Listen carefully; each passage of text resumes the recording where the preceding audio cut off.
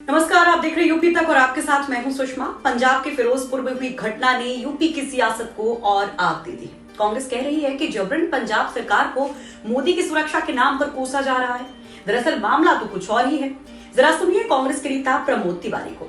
और इसलिए कार्रवाई चाहते हो कि पंजाब का मुख्यमंत्री दलित मुख्यमंत्री आपको बर्दाश्त नहीं हो रहा है, किसान बर्दाश्त नहीं हो रहे हैं। जनता फैसला करेगी कि आप अपना प्रोग्राम चेंज करो, हेलीकॉप्टर की जगह सड़क पे, और भीड़ ना इकट्ठी हो तो बता देते पंजाब के मुख्यमंत्री को, थोड़ी भीड़ इकट्ठा कर देते। प्रधानमंत्री जी की बात मीडिया में आई कैसे? वहां तो मीडिया नहीं था।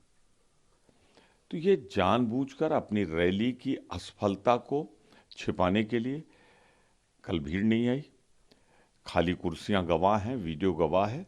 तो प्रधानमंत्री पद की गरिमा की रखने की जिम्मेदारी हमारी है, कांग्रेस की है, देशवासियों को है, पर उतनी ही प्रधानमंत्री जी को और भारतीय जनता पार्टी को है। मत राजनीति करो उस पद को लेकर। तो प्रमोद तिवारी ने दलित कार्ड चल दिया, भीड़ इकट्ठा नहीं हुई ये कहा, और ये चुटकी भी ले ली कि अगर भीड़ इकट्ठा नहीं हुई थी तो बता देते पंजाब के सीएम को। वहीं रणदीप सुरजेवाला ने भी कुछ ऐसा ही आरोप लगाया। उन्होंने एक वीडियो ट्वीट किया पीएम मोदी के कार्यक्रम का, और इस वीडियो को शेयर करते हुए कहा कि प्रधानमंत्री की रैली के लिए 10,000 सुरक्षाकर्मी तैनात किए गए। एसपीजी और दूसरी एजेंसियों के साथ मिलकर सभी व्यवस्थाएं की गई, सभी रूट डाइवर्ट कर दिए गए। हरियाणा और राजस्थान से आने वाले बीजेपी कार्यकर्ताओं के लिए भी रूट डाइवर्ट किया गया। रैली रद्द होने का कारण खाली कुर्सियां रही। यकीन ना हो तो देख लीजिए। वहीं यूपी कांग्रेस ने भी एक ऐसा ही ट्वीट किया और लिखा है, कुर्सियां लगाई 70,000 और 700 की भी भीड़ नहीं जुटा पाए, इसलिए दोष सुरक्षा की खामी पर लगाए।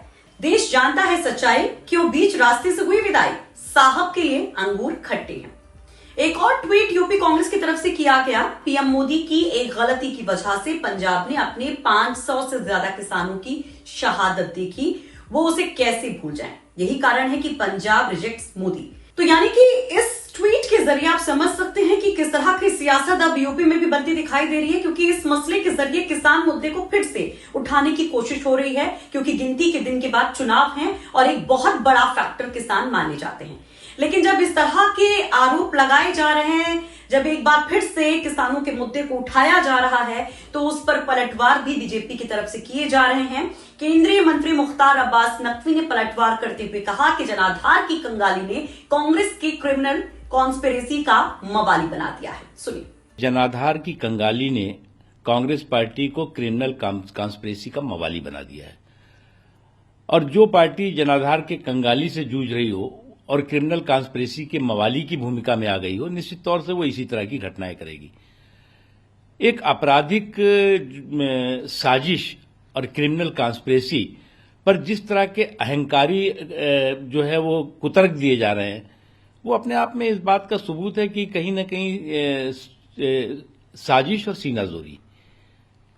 एक तरफ जो है वो एक आपराधिक करतूत होती है, दूसरी तरफ अहंकारी कुतर्क दिए जाते हैं, और उसके बाद भी जो है वो एक साजिश और सीनाजोरी। इसके पहले हमने आपको दिखाया था कि किस तरह से इस घटना के फौरन बाद मुख्यमंत्री योगी आदित्यनाथ का बयान आया था। उन्होंने कहा था कि मोदी देश के 130 करोड़ लोगों के सर्वप्रिय नेता हैं और उनकी सुरक्षा से चूक देश की समस्त जनता का अपमान है।